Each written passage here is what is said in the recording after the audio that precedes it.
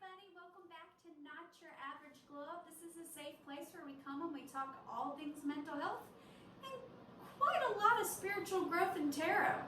Really quick, I want to give a huge shout out to my friend Melanie Williams here on YouTube. Go check out her channel. She actually has two channels, Melanie Williams and Sparkrest. Both tarot, both high vibrational and awesome. She sent me a Christmas present that I want to share with you. Look at this gorgeous handcrafted crystal earring and bracelet set. You can get some of her jewelry on Etsy at Sparkrest. So go check her out. It's late, I'm getting ready for bed, so I'm in my comfy clothes. I've brought back the tea. If you're not new to this channel, you'll probably remember me at the beginning of last year when I started this channel drinking a cup of tea every video.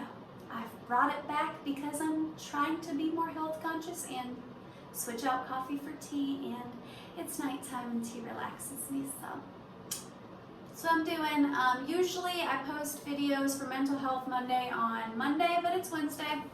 I'm just winging it. I'm here. It's life. This is a very chill video. I want to talk to you about a little movie called Soul. You may have heard of it. It's a Pixar movie. It's actually a kid's movie. And how it has spoken to my heart, and I believe there's a really good message for children, teens, adults, anyone who's willing to hear it. You may have noticed that as of recently, I haven't been posting on a weekly basis on this channel. The short version of it is that I've been working on growth and healing some childhood trauma. And in doing so, I've been doing some shadow work. And shadow work is literally reliving some of your childhood trauma and healing some childhood wounds. So it's very exhausting.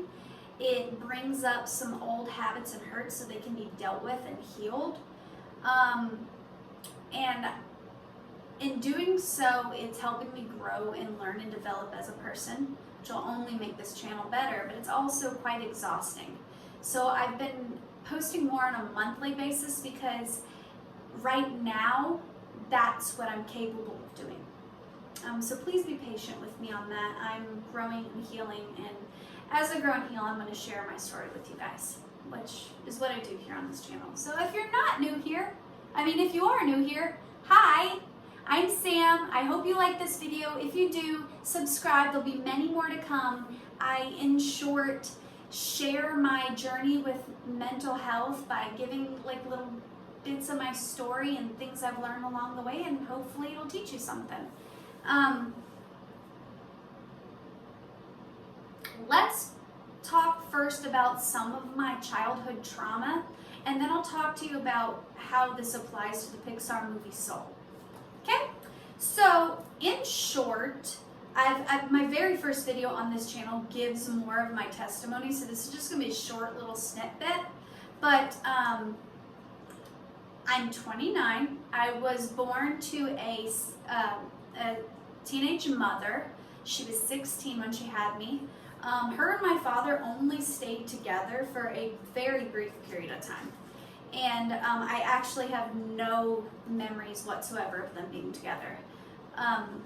So being born to a teenage mom and a dad who lived out of state because he lived in Wisconsin, and my mom and I live here in Florida, came with a lot of heartache and affected me in ways that I didn't even realize were affecting me so deeply until recently. In short, as a child, I felt as if my dad didn't want to be in my life and that I wasn't good enough for my mom. My mom raised me, but she was very young, and she was dealing with a lot of her own hurts, habits, and hang-ups.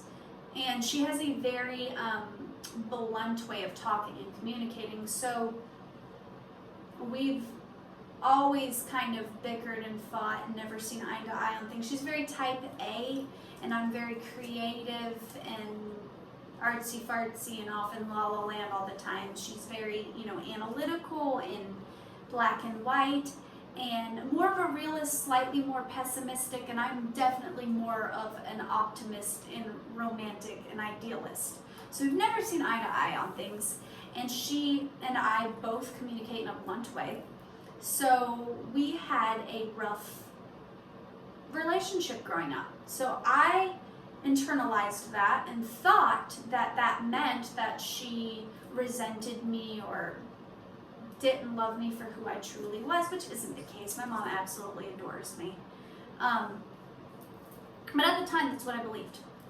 And my dad lived in Wisconsin, and he is a workaholic and also struggled with some addictions of his own. He's an addict. And so with him living across the country, I never got to see him very much at all. I visited him every summer and every other Christmas. And when I visited Wisconsin, he was working a lot. And when he wasn't working, he was either exhausted from working or, wrapped up in his own demons and what have you. So I do have some fond memories of my dad, but they're very few and in between. And I again, internalized that and thought that that meant that he just didn't want me in his life. It is only until recently in starting to realize that I have some very unhealthy ideologies when it comes to relationships, and I had developed some really unhealthy coping mechanisms, that I got down to the root of it and even realized that a lot of it stemmed from my parents. Which I think, if we're getting real with ourselves, if you really want to know where some of your hurts, habits, and hang-ups and mental health struggles start from, a good probably 8 times out of 10 it comes from childhood trauma. So one of the things that I struggle with in my mental health is having really unhealthy and toxic beliefs when it comes to love. I have been in and out of very toxic and very unhealthy relationships.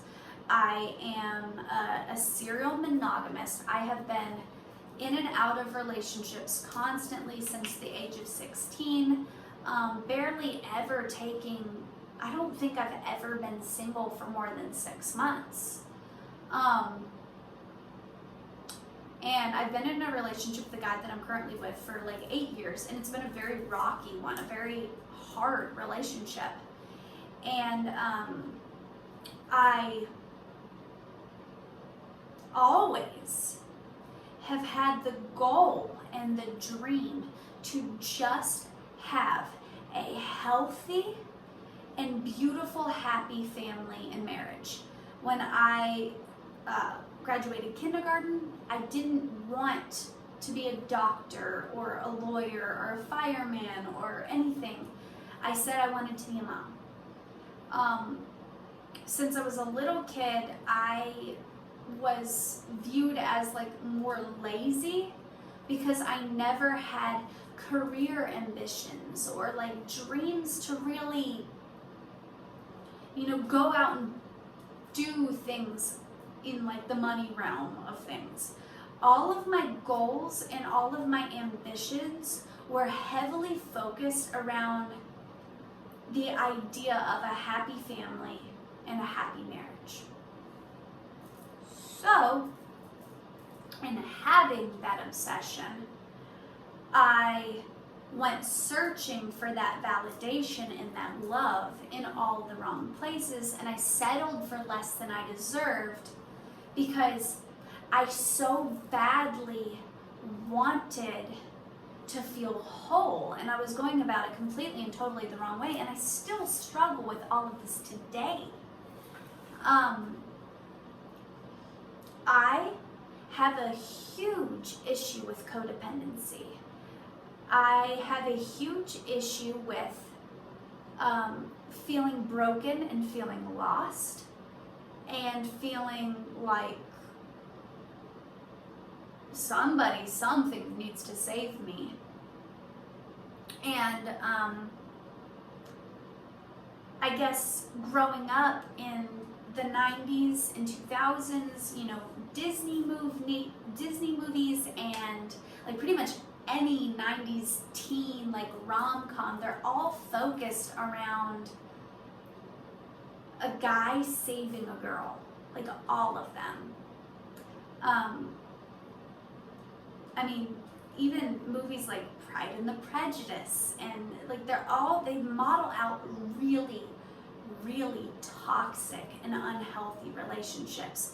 Think of most 90s and early 2000s like teen movies. Most of them are like the basic storyline is this nerdy, artsy-fartsy, quirky girl is like the outcast, and then this hot jock guy meets her, and then she gets a makeover, and then suddenly she's good enough for him, but he treats her kind of shitty in the beginning, but then he changes over time because of his love for her, and then they're happy at the end. What is that teaching our youth except for that in order to be loved for a guy, you have to be hot, you have to fit a certain mold. It's teaching girls that like if you love a guy enough that he'll magically quit being an asshole and change for you, and that's just not the case. Most Disney movies revolve around this idea of this damsel in distress and this guy coming in and saving the girl. That's why I love the movie Brave, because she was her own fucking hero. I absolutely adore Frozen. I love Kristoff. When he looks at Anna and says, "My love isn't fragile," I like just melted, because he's such a great example of a healthy man.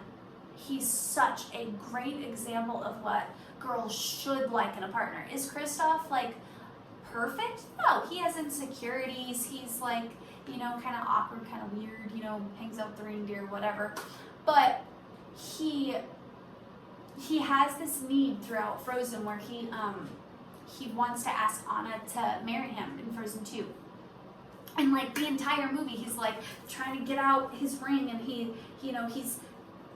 I have this question, and then he sees that Anna has different needs because she's focused on her sister and she's focused on all this stuff that's happening, and he shelves his need and focuses on how he can help her. He shows up and says, "I'm here, how can I help you?" And then when he sees that it's safe to, you know, to unshelve his need, and then, you know, he prioritizes her. He's a gentleman. And then when she, you know, realizes that she was kind of selfish and she wasn't focuses on him, he replies back, "It's okay, my love isn't fragile." Because he understands that she's human and she has faults and she's imperfect, and that relationships aren't perfect, and that there's times when you have to sacrifice your needs and your wants for your spouse.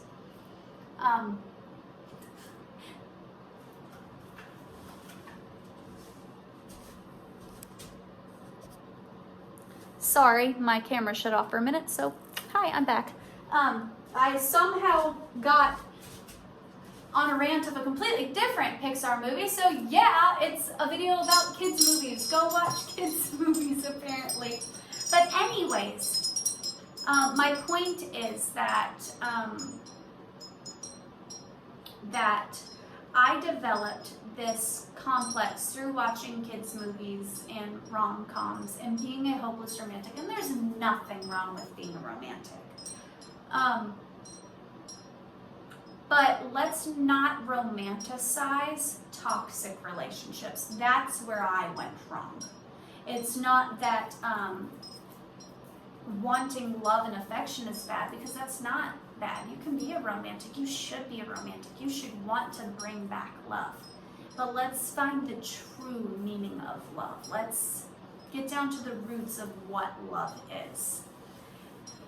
And then if you want to attract real love, a non-toxic love, a healthy love, like I do, it's still my goal in life to have a happy and healthy relationship and marriage and family. But in doing so and trying to attract that to me, I first have to find that love and that value within myself, which means that I have to go back and I need to heal some of those childhood wounds. I need to address the problem at hand. Because until I am fully comfortable and in love with who I am, until I realize my worth, until I know my value, I'm never going to accept the type of love I deserve. I'm going to keep settling for crumbs, for bullshit. So in the movie Soul, there's a scene where the main character is getting a tour through like the spiritual realm, not really heaven, but similar to like heaven. I don't want to spoil the movie for you, but when he's getting the tour, there's a quote in the movie that speaks volumes to me, and it says, "Lost souls are obsessed with something that disconnects them from life or from living."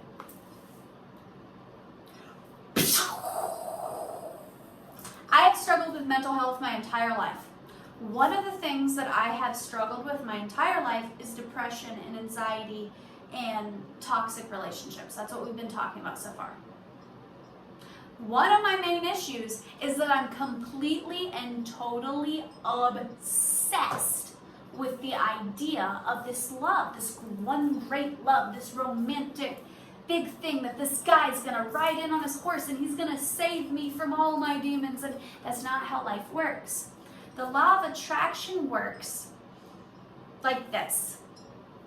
You know your worth. You put out what you want to receive. So if you want to receive love, you have to put love out into the world. You also have to show your self-love and love yourself. You have to then believe that you're worthy of it, believe it already belongs to you, and act it out as if it already is yours. So if it's money, you act as if you're already rich. You feel the joy, you feel the whatever. If it's love, you find the peace and the love within yourself, and you act as if you already have it. You don't sit there every day and obsess over, I want to find my soulmate. I want my divine counterpart. Oh my gosh, this guy, he's so hot. Maybe he's my future husband. I should watch 1,000 tarot pick-a cards and see if this guy that I have a crush on is my soulmate. Oh, here's 6 soulmate readings. Oh, I'm noticing some commonalities in those. Oh, my soulmate is an Aries. Oh, he is creative. He has a similar workforce than me. Oh, well, maybe I need to overanalyze and obsess over who this is and try to figure it out and try to predict the future. No, that's extremely toxic, and it's actually blocking what you're trying to attract. And I am completely roasting myself because everything I said, I am completely and totally guilty of. 110%. Full disclosure, I'm guilty of all of that. So, in order to manifest whatever you're trying to manifest, if you're trying to manifest a great love, you have to have a healthy detachment. You have to act as if it's already yours and focus on life. When the movie Soul says lost souls are obsessed with something that blocks them from life, that was mind-blowing to me, because my soul has been so lost because I've been obsessed with this idea of love and calling in my soulmate, and that somehow that would make me whole. When really the whole message behind the movie Soul is that your purpose is not this big grand thing you're waiting for. So me, it's not this big grand love, it's not this marriage, it's not this big romance. It's in the little joys of everyday life. It's in being present in the current moment. It's detaching from that goal and that thing. Like, yes, you make practical steps to move forward into that. If you want, to manifest money, you can't just sit on your couch and go, I want money. You have to go out and get a job, but you have a healthy detachment. So I've been so obsessed with this idea of love and family and romance, but I didn't have any career goals and ambitions. I didn't have any, I didn't have a life. So if I want to attract those things, if I want that healthy family, that healthy life, and that healthy love, I first have to go out and be a whole freaking person. I have to have a social life. I have to focus my attention on my arts and my crafts and this YouTube channel and healing, and focus on me. Focus on loving myself, because until I focus on healing that self, I'm never gonna get somebody who treats me like the motherfucking goddess I am. Because even though I have self-esteem issues, even though I feel less than, I know within my practical mind I'm a cute girl. I know within my practical mind that I'm a loving person. I know that in my practical mind that my parents love me, and that I'm not rejected, and I'm not less than, and I'm not unworthy. Those are lies put into my head by some childhood trauma. That is Satan at its finest. That's not who I am. That's not my self-worth. I know that in my head, but until I truly heal that childhood trauma, until I truly work on healing myself, in order to heal, you have to quit running from your discomfort by, I don't know, for me, constantly watching tarot readings and constantly distracting myself with YouTube videos and watching rom-coms. You have to lean into those uncomfortable emotions. You have to sit with your doubt. You have to sit with your trauma. You have to sit with your hurt. And you have to lean into it. You have to analyze it. You have to ask why. And then you have to sit there and tell that small child that was so hurt that that's not your fucking fault. That's not the truth. And then you have to heal it and keep repeating that to yourself until you truly believe it. So my story is abandonment trauma and toxic ideologies about love. This literally can apply to anything that you're obsessing over that keeps you from truly living life, because we're not just meant to work a regular 9-to-5 job. We're not just meant to have mediocre relationships. We're not just meant to settle for less than we deserve. We're meant to live full, joy-filled, beautiful lives. So I ask yourself, are you just going through the emotions? Are you just waking up, doing the normal, and then wash, rinse, repeat? Or are you truly living? And if you're not truly living, identify the thing that has your soul lost, the thing that you're focusing your attention on that needs healing, that's not healthy for you. I hope that helps. I hope that message meets you where you are. Because life, we always look for this big thing, and that's what Soul was about. That big thing, that the guy in the movie, he wanted to be a famous jazz musician. But it's not about getting that one big thing. It's about being present in everyday living, finding the joy and the beauty in every single day. And you can't do that when you're constantly lost in your obsessions, in this idea of what life could be, and these future goals. It's beautiful to have goals and have a vision, but there has to be a healthy detachment. I hope that reaches you. I love you. If you enjoyed this video, please share, like, subscribe, comment below what that thing is that you need to work on healing. I would love to hear it. I would love to know if there's any guidance I could give you. If you'd like me to go more in detail on steps of how to heal your inner child and what exactly shadow work is, like more specifically, less about my story and how to do shadow work and how to just work on healing your inner child, I would love to make a video dedicated to that. So hit me up, let me know.